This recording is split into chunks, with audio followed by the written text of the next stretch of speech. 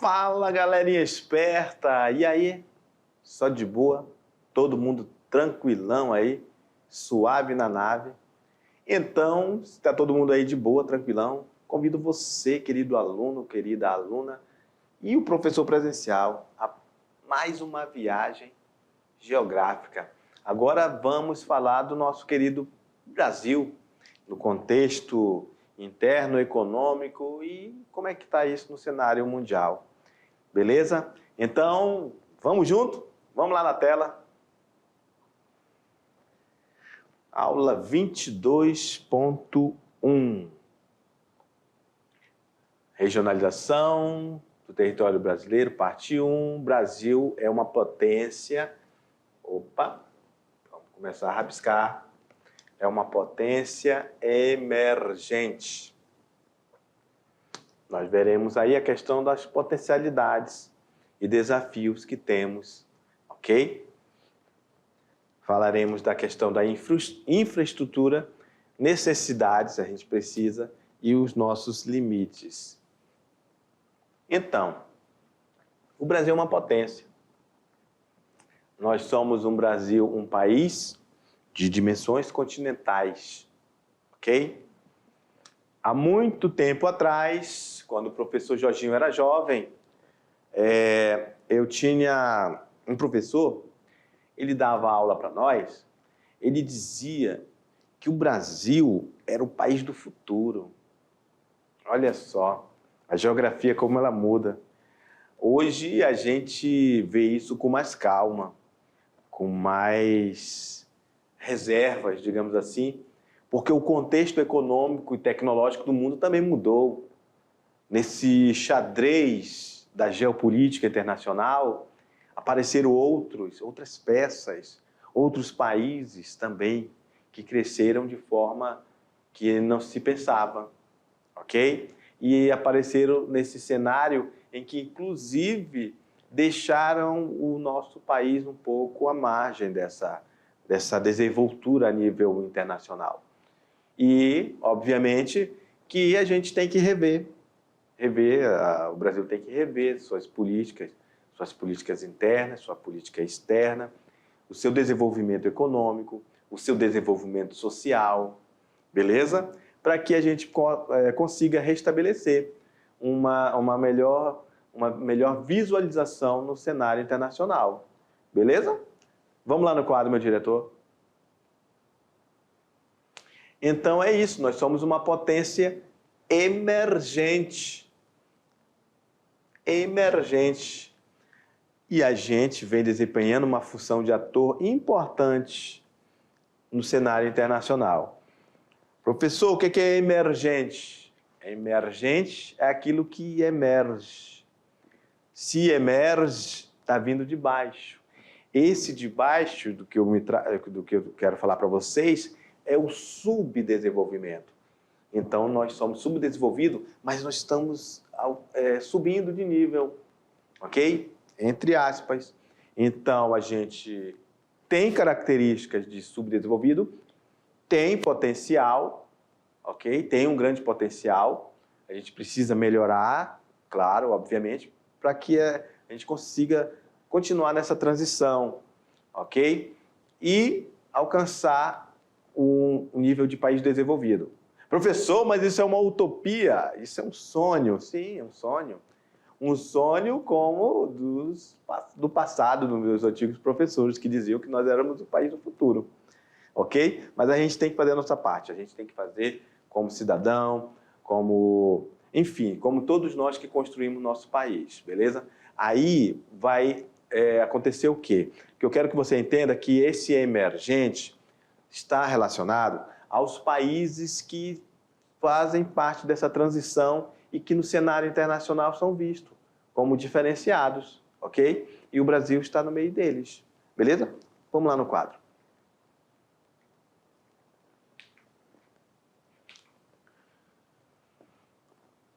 Uma potência emergente quer dizer que o país apresenta atributos como PIB expressivo, crescimento econômico relativamente acelerado, economia diversificada com parque industrial dinâmico, capacidade influenciar decisões geopolíticas e econômicas em nível regional e estabilidade política e financeira, que lhe conferem protagonismo em ascensão nas relações internacionais. Então, texto bonito, né? Então, a gente precisa ver que nós temos tudo isso aí, ó. Nós temos um PIB expressivo, nós temos um crescimento relativamente acelerado, econômico. Não está lá essas coisas, mas poderia estar melhor. A economia ela é realmente diversificada.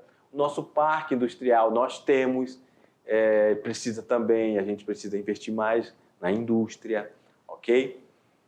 Enfim, a gente precisa, inclusive, ser mais influente geopoliticamente, ou seja, a nível internacional. Beleza? Vamos lá. Se considerarmos que o domínio de tecnologias avançadas é imprescindível para atuar como protagonista no contexto econômico global, o Brasil encontra-se atrás de países que nos anos 60 tinham um nível de desenvolvimento socioeconômico inferior ao nosso, olha só, como a Coreia do Sul. Coreia do Sul é um país altamente industrializado, é uma potência atualmente, ok? Olha só, você pode pensar assim, mas professor, então por que isso aconteceu? Bem, são diversos fatores. É complexo essa situação de um país crescer de uma forma tão absurda, ou não crescer também, né? É um viés de ida e vinda, é um fluxo, que ao longo do tempo nós deixamos de crescer o suficiente para nos tornarmos essa potência que poderia ser. Coreia do Sul tem multinacionais lá que são conhecidos no mundo inteiro, né? Coreia do Sul é um país ali na Ásia e ela vem sendo uma potência, inclusive no cenário internacional, na parte econômica. Nesse mundo globalizado, ela é um destaque. Por exemplo, a Coreia do Sul tem marcas que a gente conhece e que a gente vê no dia a dia, ok? Hyundai, Samsung. Então, por exemplo, são marcas que vêm de lá. E nós não temos assim uma expressividade nessa área tecnológica de telecomunicações tão grande como Estados Unidos, China, Coreia e Japão. Então, a gente ainda está aquém do que a gente poderia ter em nível tecnológico. Obviamente que a gente tem que entender que o nível tecnológico que a gente fala vai dar uma guinada no desenvolvimento econômico de um país.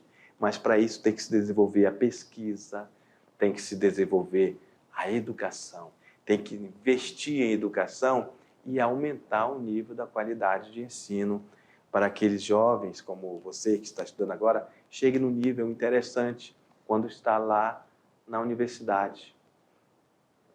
Muitos alunos chegam, por exemplo, de forma, digamos assim, um pouco frágil, e aí a própria faculdade também não forma um nível de qualidade como deveria ser. E a Coreia do Sul, além de ter investido muito em educação e em pesquisa, investiu no social, investiu no setor tecnológico, que faz dela, hoje, a Coreia do Sul ser uma potência a nível global. Beleza? Vamos lá no quadro.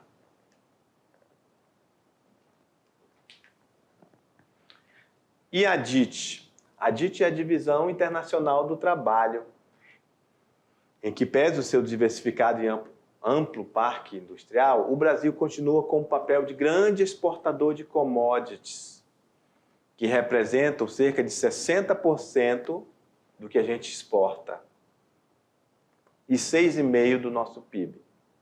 Informação de 2020. O que são commodities?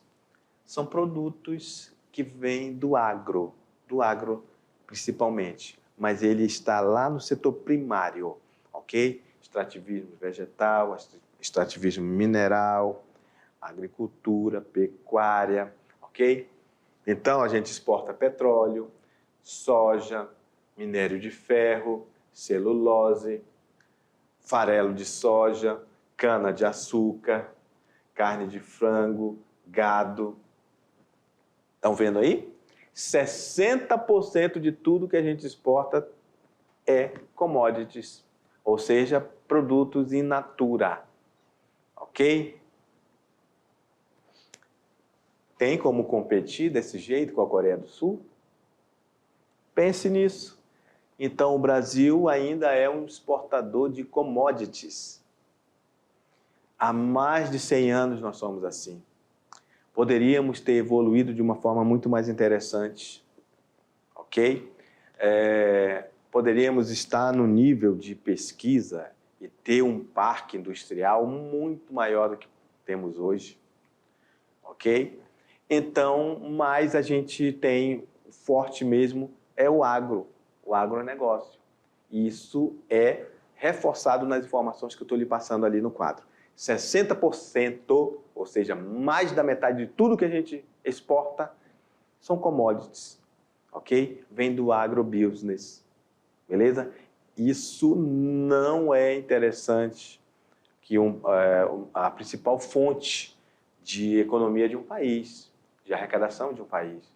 Os países que são mais industrializados, que vendem seus produtos, são os países desenvolvidos, beleza? Que desenvolveram tecnologias avançadas e que, inclusive, vende para a gente que depende dessa tecnologia, beleza? Então, esse slide que eu mostrei para vocês, ele é muito importante que você entenda ele. Vamos lá, novamente? Vamos lá no quadro, meu diretor? Que nós ainda vivemos de commodities, embora já sejamos industrializados. Temos indústria, mas ela ainda é tímida no cenário internacional, ok? Vamos lá.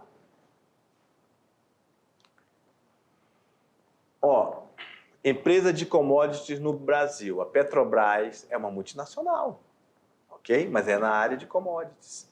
Vale também é uma multinacional, mas na área de commodities, ou seja, a gente vende para vários lugares do mundo, ok?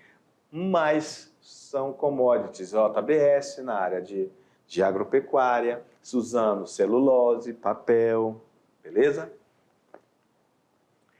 Manufaturados de alto valor agregado, existe pouca diversificação e pequena participação percentual no total exportado. A gente exporta aviões de médio e pequeno porte. A empresa multinacional do Brasil, ela é chamada Embraer, ok?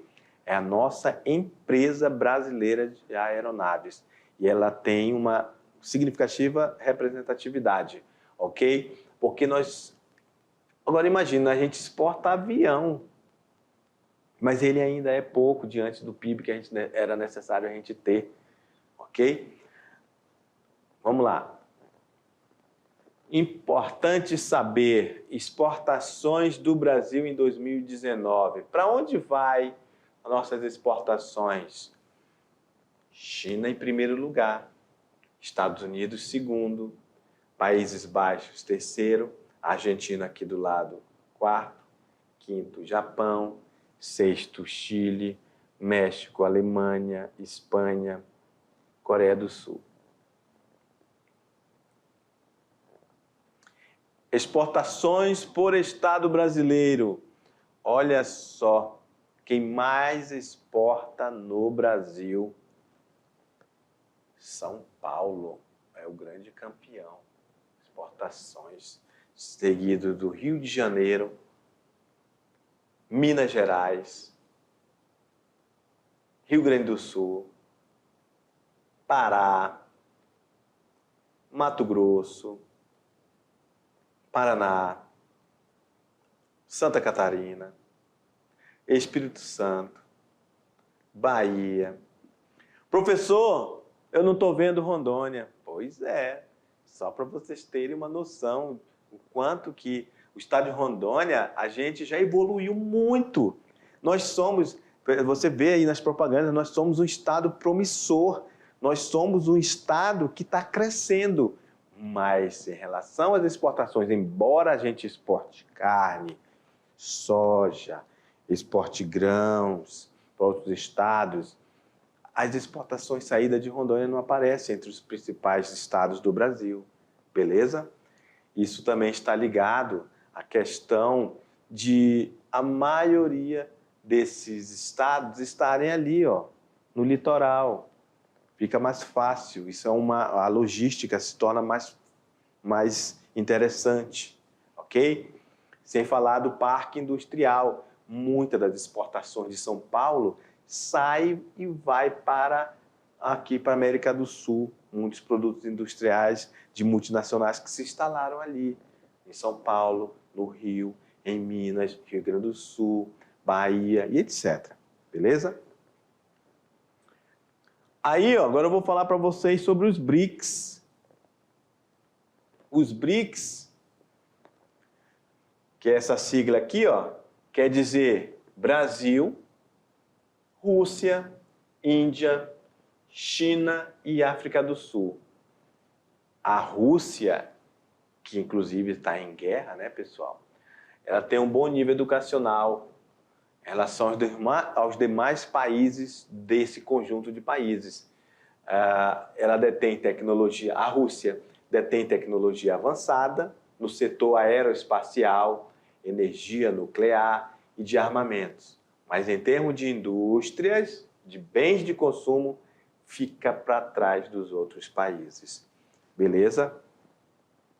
Então, a Rússia, sabemos que ela está em guerra, mas a Rússia, ela, é só voltar um pouquinho no tempo, a gente vai lembrar que a Rússia era um grande país que fazia parte da União Soviética e teve a Guerra Fria. Então, não é de se espantar de eles serem bons na área tecnológica aeroespacial. Lembra da Guerra Fria? Que os Estados Unidos e a União Soviética disputavam quem era o melhor e assim por diante. Pois é, quem tinha as melhores armas, e assim eles se especializaram nisso, mas deixaram de lado a produção de bens de consumo. Beleza? Inclusive, isso foi um dos fatores de a União Soviética ter se desintegrado. Beleza? E vamos lá no quadro? E a Rússia, ela é esse país que tem um bom nível educacional, de nível superior, melhor do que todos os outros BRICS, mas ela fica para trás na relação de produção da indústria dos bens de consumo. Beleza? A China e a Índia vêm apresentando acelerado crescimento em termos de produtividade, resultado de investimento em inovação e desenvolvimento tecnológico. Lembrando que a Índia agora é o país mais populoso do mundo, né, pessoal? Superou a China. Esses países estimulam o processo de internacionalização de empresas, fomentando e auxiliando a aquisição de empresas de setores estratégicos, além de estimular fortemente as exportações com incentivos fiscais e empréstimos. Olha aí, China, segundo maior PIB, IDH de 0,761, apresenta baixa renda per capita em razão de sua grande população absoluta. Desigualdade lá na China também é uma coisa interessante, porque a China, a gente já falou, é um país que tem dois sistemas, ok? Vou voltar aqui para falar um pouco sobre a China. A China, politicamente, ela é socialista, ela é comunista, mas, em se tratando de economia, eles abriram o mercado. Eles são capitalistas. O que faz com que eles exportem para o mundo, lá é uma ditadura. Lá é um partido único, todos eles falam a mesma língua. Ai daquele que falar algo diferente do que o presidente quer. Então, não é uma democracia. Obviamente que esse desenvolvimento chinês a nível internacional, boa parte dele, o sucesso, se dá pelo trabalhador chinês. O trabalhador chinês tem um valor de salário muito baixo. São milhões e milhões de desempregados. É uma população imensa de bilhões de pessoas. Então,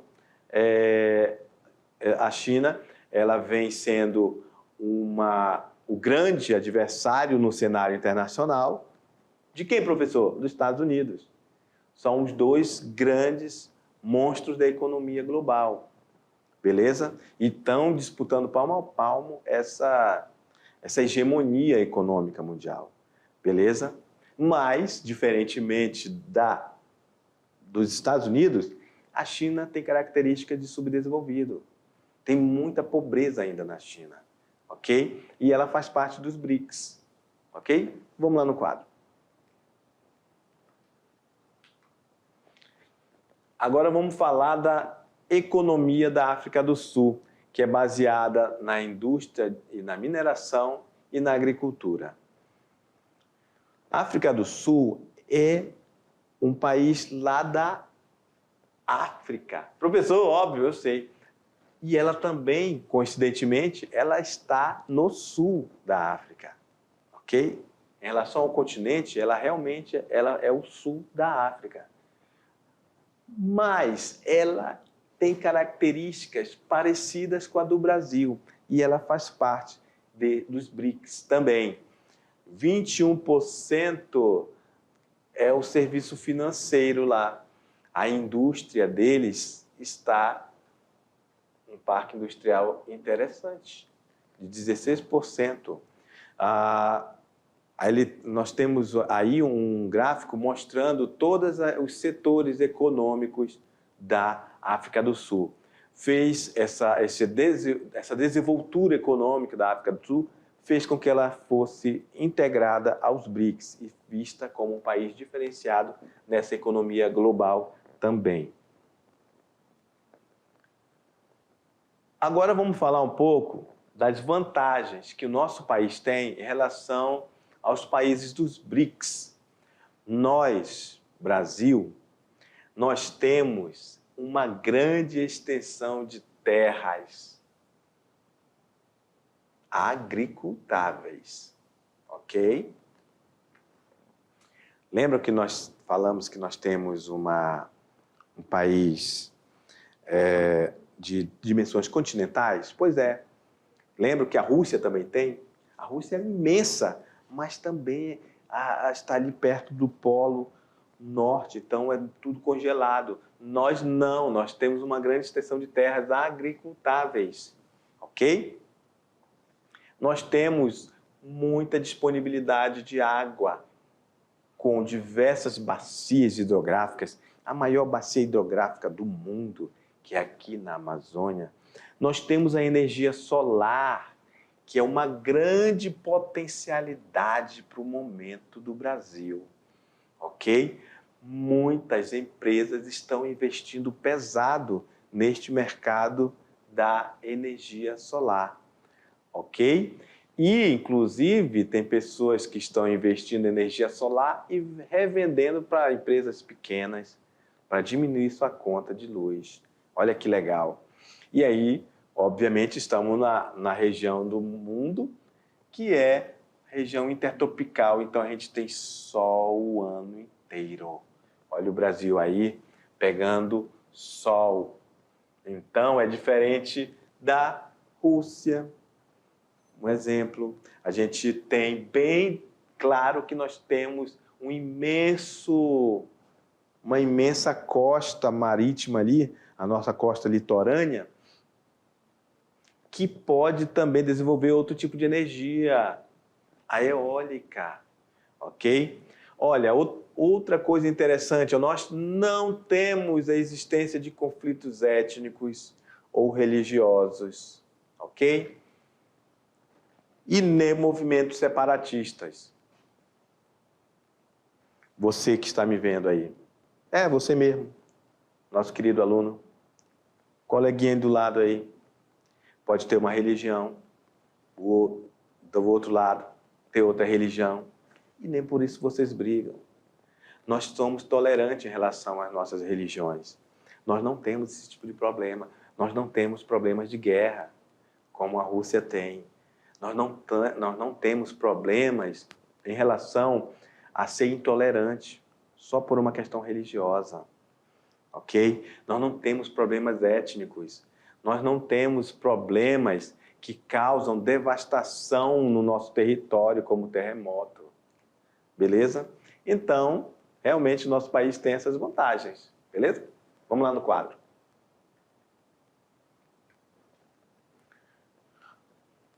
Nós temos uma certa estabilidade política e o nosso regime ele é democrático. Quando é um regime democrático, a gente é bem visto a nível internacional, ok? O processo de urbanização praticamente está consolidado, ou seja, a população brasileira vive mais nas cidades do que na zona rural. Bem, nós temos potencialidades, nós temos desafios. Após 2 décadas do regime de ditadura no Brasil, né, entre 64 e 85, o Brasil se consolidou como uma democracia estável, na qual nós temos alternância de poder, nós temos eleições regulares, bem apuradas, pluralidade de pensamento, de correntes ideológicas, pluralidade de partidos políticos. Então, a cada dia que passa, a nossa democracia se consolida cada vez mais. E isso é muito bom. Entretanto, olha só aí uma conjunção. Entretanto, o país enfrenta o grave problema de corrupção. Tem um problema de corrupção, galera? Sim, eu ouvi aí. E isso nós temos. Presente em maior ou menor grau em todos os estados-nação do mundo, ok? Mas aqui também temos no nosso país. Mas corrupção não é uma exclusividade do Brasil. Nós temos ela nos Estados Unidos, nós temos na Europa, em todos os países do mundo praticamente. Só que isso vai acontecer em maior ou menor grau, ok?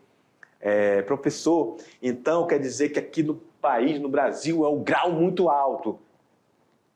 Só que não. Parece até que sim, mas não é.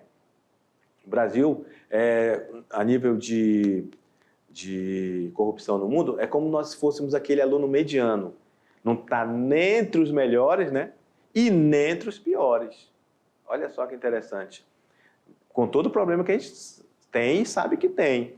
Beleza? A gente não está entre os piores. Os piores do mundo, galera, além de serem corruptos, são ditaduras, que é pior ainda. As pessoas não têm nem como ser investigadas. Olha só que interessante. E aqui vivemos numa democracia. As coisas são apuradas, vai acontecendo, a gente fica sabendo. Tem lugares do mundo que nem se sabe o que acontece. Olha só que interessante. Vamos lá no quadro.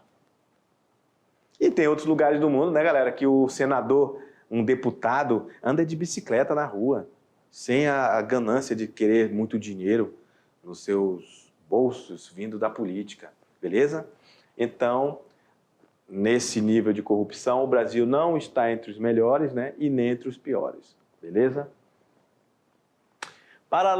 Paralelamente ao processo de consolidação da democracia, após o fim do modelo de substituição de importações, da crise da dívida externa da década de 80 e do grande surto inflacionário que se prolongou até 90, o Brasil passou por um processo de elevação tributária. Essa elevação tributária é um problema. Temos a maior carga tributária do mundo. Olha, se não for a maior, ela está entre as maiores.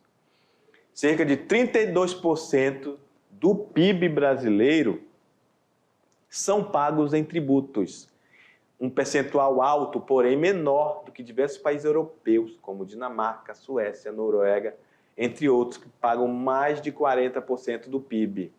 Ok? O conjunto de todos os impostos federais, estaduais e municipais também tem uma participação expressiva em relação ao PIB. Isso até mesmo quando comparamos a estrutura tributária ou fiscal brasileira com a estrutura de alguns países desenvolvidos que investem muito no setor social e oferecem serviços de educação, saúde e previdência de alto nível às suas populações. Carga tributária em relação ao PIB 2017. o peso do imposto, a proporção de carga tributária em relação ao PIB deixaria o Brasil em 12º lugar. Viram aí? Então, o Brasil, com toda a carga tributária que a gente tem, a gente está atrás de todos esses países aqui, ó. Vejam só. Beleza? Infraestrutura, necessidades e limites. Desculpa, vamos lá. Um dos fatores que dificultam um maior crescimento econômico do Brasil também é maior integração do país com os demais países da América Latina. É a carência em termos de infraestrutura. Então, temos problema de infraestrutura. Qual infraestrutura é essa? Por exemplo, transportes. Existem poucas redes ferroviárias e rodoviárias no Brasil. Ok? O predomínio de rodovias na rede de transporte do Brasil encarece o custo da circulação de pessoas e mercadorias. Os principais portos brasileiros trabalham no limite de suas capacidades, ou seja, a gente precisa investir em tecnologia, em melhores arranjos tecnológicos dos nossos portos para fazer essa logística de embarque e desembarque. A gente precisa ampliar as exportações e isso só é possível com maior capacidade de escoar essa produção nos terminais de carga, ok? Que vai dar maior fluidez de mercadoria pelas vias terrestres, rodovias, ferrovias e hidrovias. Em 2010, o Brasil alcançou um crescimento de 7,5% a crise econômica internacional, provocada tanto pelos Estados Unidos como pela zona do euro. O Brasil vem registrando queda no PIB e aumento da inflação, provocados por fatores externos, crises econômicas, e fatores internos, crise política, seca, gastos públicos elevados, falta de infraestrutura energética e transporte. Olha aí o PIB do Brasil. A gente lembra que nós tivemos aí a crise em 2015, 2016, e aqui em 2020 a gente está falando dessa crise que veio principalmente com a pandemia, que alcançou níveis em todo o planeta, ok? Essa queda não foi só no Brasil, foi uma crise mundial. Eu volto aqui e vou falar aqui para vocês sobre a questão do transporte. E eu falei para vocês que o transporte ele encarece os custos, né? Pois é. Imagina, por exemplo, vou dar um exemplo, só botei para dar um exemplo aqui para vocês. Por exemplo, aí em Vilhena, vindo para Porto Velho, a BR-364, que é a federal, é de responsabilidade do governo federal. Nós estamos na Amazônia. E na Amazônia tem um longo período chuvoso de chuvas muito intensas. E com o tempo, carreta em cima de uma rodovia estoura, meu amigo, estoura todo o asfalto. E aí, todo ano tem esse problema de infraestrutura.